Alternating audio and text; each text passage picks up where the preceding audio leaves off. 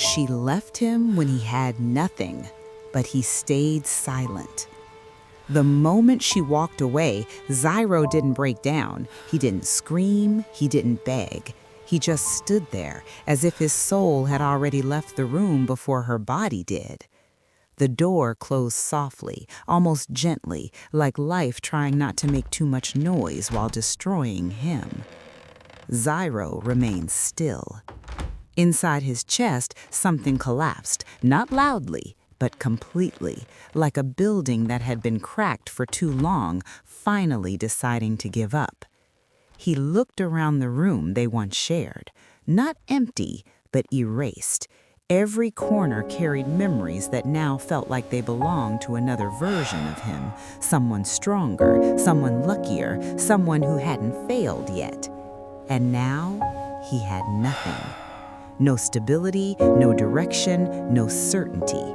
The world he trusted had pulled its foundation out from under him, and he was left standing on air that no longer held him.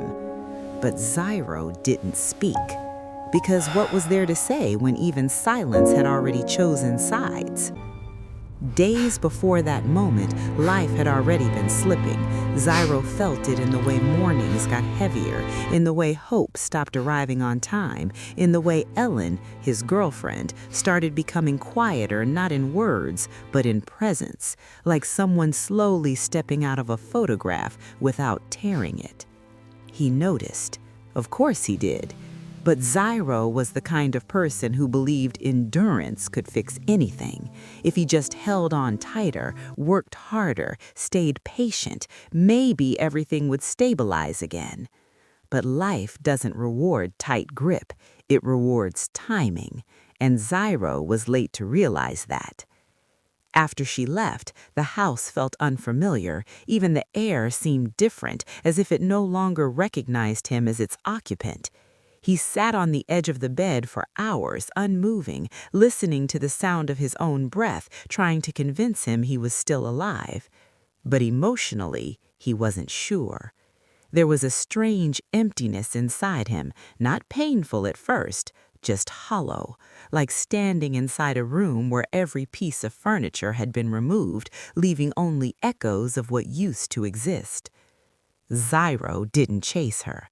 Not because he didn't care, but because something inside him had already understood.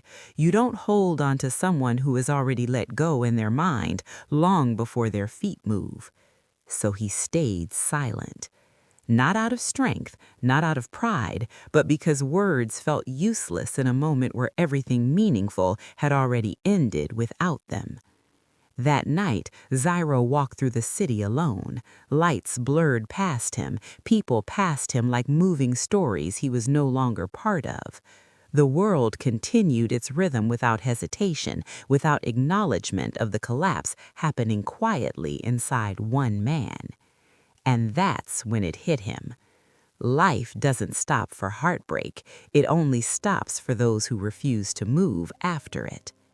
For the first time, Zyro felt something shift inside the silence. Not healing, awareness. The realization didn't come like inspiration, it came like pressure.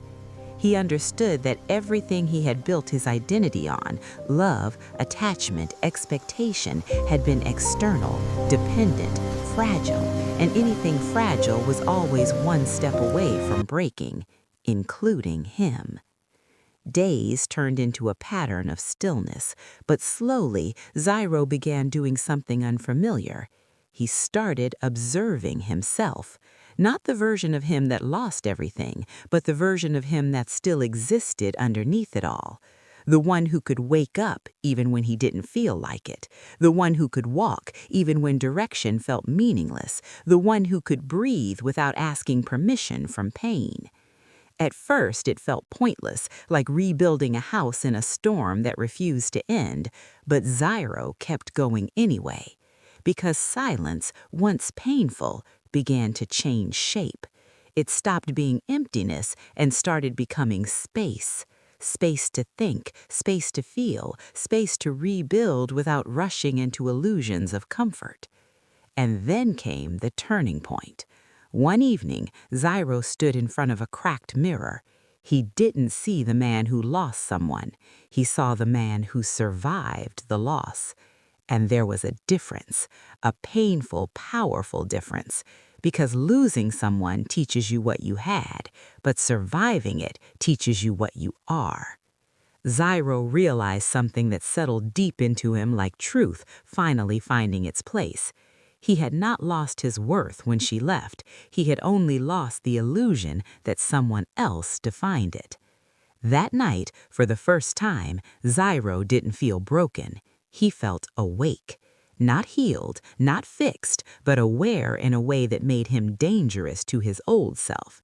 Because the old Zyro needed love to feel complete, but the new Zyro needed only understanding.